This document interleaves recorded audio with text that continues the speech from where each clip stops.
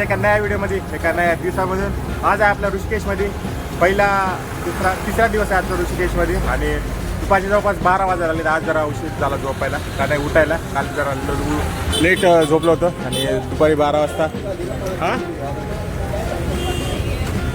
Petrol pump हां तर आता गर्दी दिसायला आल्या. गर्दी नाही येते एवढी बघायला गेली तर ऋषिकेशमध्ये मंगळवार आहे आणि इथून आज आपल्याला जायचं आहे सोनप्रयागला जायचं. जवळपास 60 ते 70 किलोमीटर आहे.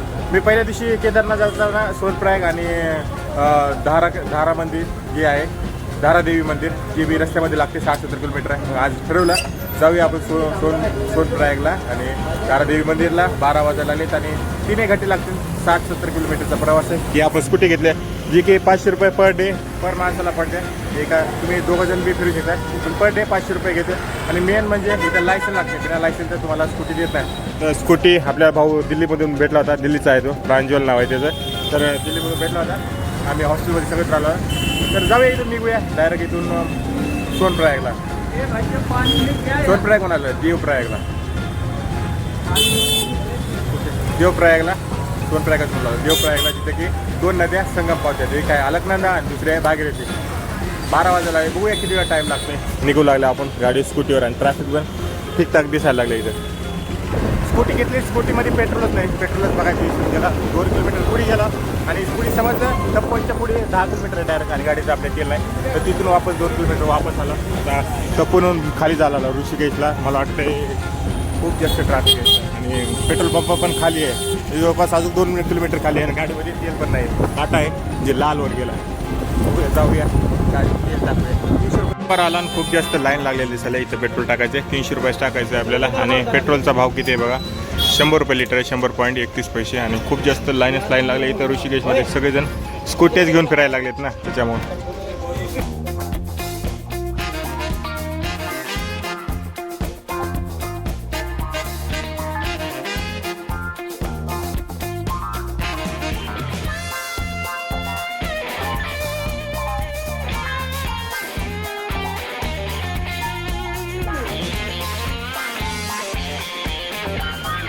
दोन वाजून 28 मिनटं व्हायला लागले तर आणि आम्ही आता पोहोचला. ते आहे देवप्रयाग. समोर गाव पण दिसायला लागले. खालीच गंगा नदी वाहत्या आणि भागीरथी आणि जी अलकनंदा आहे ती खाली पलीकडल्या साईडला आहे. तर जाऊया आपण खाली आणि इथून श्रीनगर जे की 33 किलोमीटर आहे. जोशीमेठ 190 आणि बद्रीनाथ 240 किलोमीटर. हा रस्ता डायरेक्ट केदारनाथला पण जात आहे आणि इथून बद्रीनाथसाठी 2 रस्ते निघले. तर कुठून देवप्रयागमधून देवप्रयाग नंतर अजून खूप सारे प्रयाग आहे तिथं. जाऊ द्या तिकडल्या साईडनं आलता आम्ही आणि मग खाली जाऊया डायरेक्ट. ते तिकडल्या साईडला राहते भागीरथी आणि इकडल्या साईडला अलकनंदा आणि इकडून आम्ही ब्रिजून जायला आलो पलीकडल्या साईडला. असं चलत थांबला होता आम्ही रोडवर आणि पूर्ण ब्रिज क्रॉस करत 2-3 ब्रिज क्रॉस केले. तिकडून चलत आलो आणि ही अलकनंदा नदीच्या ब्रिज क्रॉस केलं की इथं सगळ्या गाड्याला 2-4 साठी पार्किंग आहे. इथं जे की 2 व्हीलर येतात 4 व्हीलर तर येत नाहीत. इथं आपण गाडी पार्किंग केली. आता इथून जाऊया खाली. घाट आहे तिकडल्या साईडला त्या कधी समोर पण दिसायला आहे.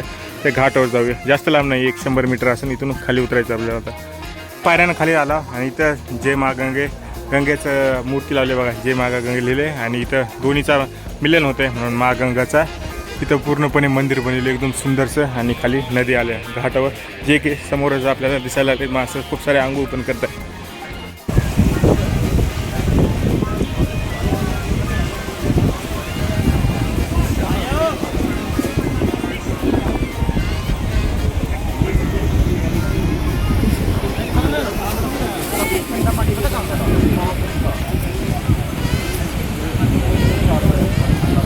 जणाला भागीरथीमध्ये अलकनंदामध्ये जे स्नान करायला डुबकी मारायला भेटते आणि मी केदारनाथला बद्रीनाथला तर तिथं जाऊन दर्शन पूर्ण झालं. त्याच्यानंतर जाताना बसते काय भेटली नाही पण आता इथं आल्याच्या नंतर एकदा देवप्रयागला जिथे की 2 नद्याचा संगम होते. तेच म्हणते प्रयाग म्हणजे 2 देवाचा किंवा 2 जेव्हा नद्या मिळतात तेव्हा देवप्रयाग होते.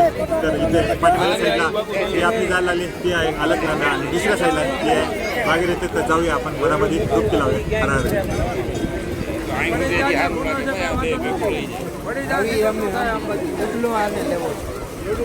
કીધું નહોતું અમને અફસોસ રહી જાય એમ કે અમે એને કીધું નહીં.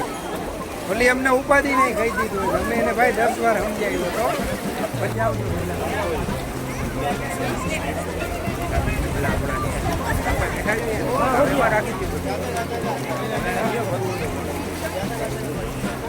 त्या साईडला पाण्यामध्ये डुबकी मारली, एवढं थंड पाणी होतं का नाही, कारण डायरेक्ट बर्फामधलं पाणी आहे. आणि दोन्ही साईडचं जे भागीरथी आहे, भागीरथी अलकनंद आहे, जे की येत्या बद्रीनाथून, ती एकदम थंड नाही, म्हणजे ठीकठाक आहे पाणी. आणि जी अलकनंद आहे त्या जी पूर्ण केदारनाथून एवढी थंड आहे का नाही, खूप जास्त थंड पाणी आहे. आणि जी आता बहाव आहे खूप जास्त वाढायला लागला. तिकडल्या साईडला मी मधामध्ये गेलो, पाण्याचं जे स्तर आहे 1 ते 2 फूट वाढला आहे. आणि जवळपास जे आहे जे बहाव आहे ते जोरजोरानं मधामध्ये ओढू लागलं, तर पाणी तेज आहेच म्हणा.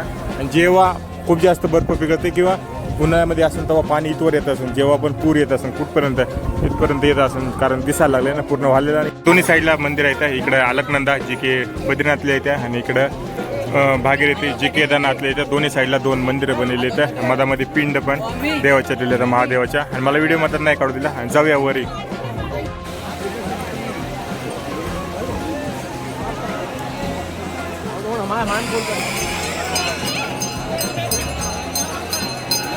पाठीमागल्या साईडला संगम होता आणि संगमच्या साईडला समोर इथं ब्रिज दिसायला आहे. त्या ब्रिज पण जाऊया. जवळपास मला वाटतं 100-1 मीटर आहे. आणि इकडल्या साईडला पायऱ्या, त्या पायऱ्यानं चढत चढत तिकडून आला, पायऱ्यानं चढत चढत वरी जाऊया. आणि ते पिटू पण भेटायला लागली आहे. वरी लिहिलं बघा संगम घाट देवप्रयाग. आणि जास्त काही गर्दी नव्हती, 10-15 मिनिटं लागले आपल्याला, जास्त टाईम नाही लागला. आणि समोर दुकानं पण आहेत, ते खूप सारे दुकानं आहेत इथं. आणि अशी प्रकारची कॅन्ड येत आहे जर तुम्हाला गंगाजल घेऊन जायचं असलं तर. आणि आता टी शर्टच्या दुकानात थांबला इथं टी शर्ट घेण्यासाठी. अशा प्रकारचं टी शर्ट आहे जे की 40-42 नंबर आहे, माझ्या साईजचं आहे, पण मला काही आवडत नाही असे. त्यासाठी चड्डी आहे आणि पूर्णपणे एवढा सेट येते 250 रुपयाला. आणि खूप सारे दुकानं इथं लागले आहे. तशी गर्दी बघायला गेलं तर गर्दी नाही आहे तेवढी. आणि शर्टाची खूप जास्त आहे, टोपे येतात, त्यानंतर जे काय म्हणते तर डोंगरामधले टोपे आहे, पहाडो की टोपे, अशा प्रकारचे खूप सारे दुकानं आहेत. चालत पाठीमागल्या साईडनं आला आणि ब्रिज पूर्ण हलायला लागला जवळपास, असं हललेलं ना. आता कॅमेरामध्ये मला दिसणार नाही, पण जे ब्रिज आहे हे पूर्ण वरी तर सिमेंटाचा बनलेला आहे, पण दोन्ही साईडला लोखंडाचा बनलेला आहे. आणि वरून माकडं पण यायला आपला मोबाईल घेऊन जाते माकडं जर आले तर. तिकडल्या साईडला जास्त नाही, तिकडं आहे गंगा घाट, जिथं की माकडं यायला लागले. चला माकड जर आलं ना मोबाईल घेऊन जाते. माकडं लई शाने असते बरं का. हो माकडे यायला लागले भाऊ, मोबाईल घेऊन जाते. माकडं लई खतरनाक असते, कारण माझ्यासमोर 2-3 वेळा झाले मोबाईल घेऊन जाते आणि काहीतरी खायला दिल्याशिवाय घेत नाहीत वापस. तेच बघा त्यांचं कामच ते आहे रोजचं बघण्यासारखं.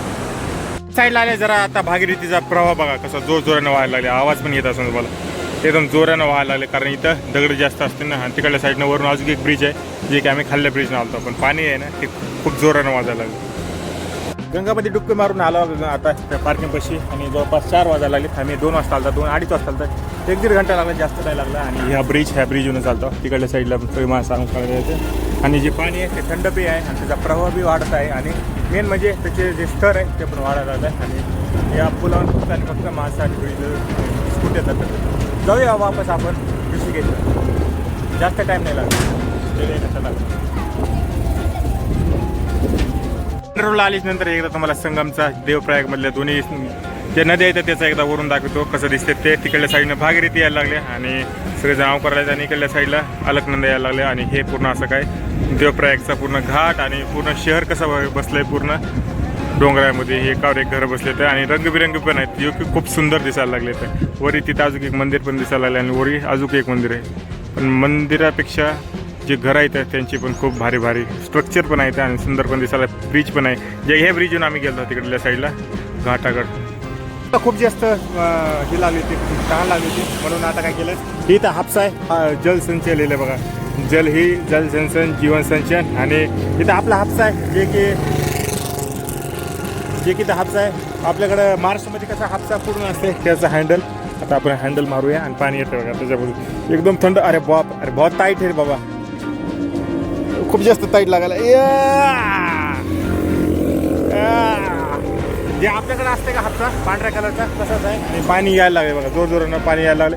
ते एकदम म्हणजे डोंगरामधलं पाणी आहे जे की खूप जास्त थंड असते, कारण इथे जे वातावरण आहे जास्त करून थंडच राहतं. आणि गाड्या कंटिन्यू यायला लागतात. बॉटल भरली का नाही, पाणी पिऊन बघूया पाणी कसं लागते. जे आपलं सिंपल नॉर्मल पाणी आहे बाई भरणार आहे तर कसं लागते ते बघूया. आणि गाड्या जे कंटिन्यू यायला लागतात तिकडून निघून देखो.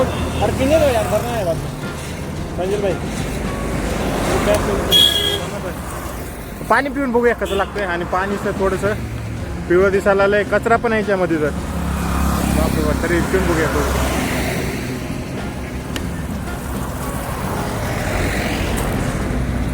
बरोबर लागणार आहे. नाही चांगलं नाही, म्हणजे असं वेगळंच लागायला लागले मधामध्ये कचरा असल्याने. आणि पूर्णपणे कसं त्याचं चवच नाही, पाण्याला चव नाही, काहीच चव नाही. डोंगरामधलं पाणी येत असेल ना, चव नाही. आणि ते हापसायला लागले इथं. चव दुसरीकडेच पाणी पिऊया, मला तर काही चांगलं वाटलं नाही. आले आणि खूप ठिकाणी तुम्हाला लंगर पण दिसते ना, जे की इथे लावले तर बघा. सगळ्यांना एक एक वाटीमध्ये घेऊन सगळेजण बनवायला आले, तर सगळ्याला वाढायला तर आपण बी घेऊया. रस्त्याच्या एकदम साईडला तिकडं प्लेटा पण धुवायला आल्या आणि इथं बनवायला आले, तर सगळं एक एक वाटीमध्ये घेऊया आपण.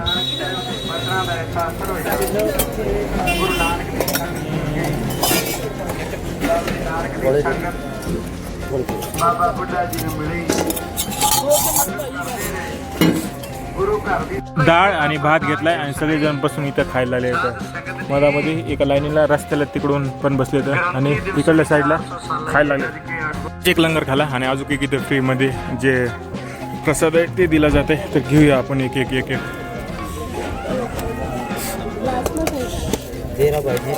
हाँ हाँ हाँ, अरे दे दो, कोई बात नहीं, थोड़ा देर लगा. नहीं नहीं नहीं नहीं, बनाओ बनाओ, आराम से बनाओ.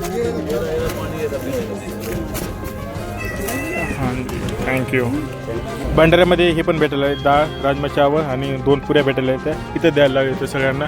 वाटा डाळ आहे, तिकडल्या साईडला भेळपुरी द्यायला बनवायला लागले तर. आणि बाकीच्यांना सगळ्यांना द्यायला जेवायला, जे की एकदम सुंदर आहे, दिसायला पण तुम्हाला सुंदर दिसते. खाऊया आपण भंडाऱ्याचं जेवण, म्हणजे डाळ चावल, 2 पुऱ्या आणि भाजी. एकदम रस्त्याच्याच समोर आहे. कर्नाल वालो का विशाल भंडारा असलेलं आहे. आणि एकदम भंडारा खाला, एकदम चांगलं होतं, जेवायला एकदम चांगलं बनेल. त्यानंतर भेलपुरी पण त्याच्या सगळं अजून खूप सारे काही वेगवेगळे पदार्थ असतील, पण रोजचे वेगवेगळे चेंज होते. अशा रस्त्यावर तुम्ही बद्रीनाथ आणि केदारनाथला जात असाल तर तुम्हाला खूप सारे लंगर म्हणजे भंडारे भेटून जाते या रस्त्याला. आणि आता आम्ही वापस चालायला लागलो आणि पाऊस येण्याचं संभावना वाटू लागली. आणि तिकडल्या साईडला ऊन पडलं आहे आणि पलीकडे सगळीकडे छावा आहे. हे बघा ऊन पडलं इकडे.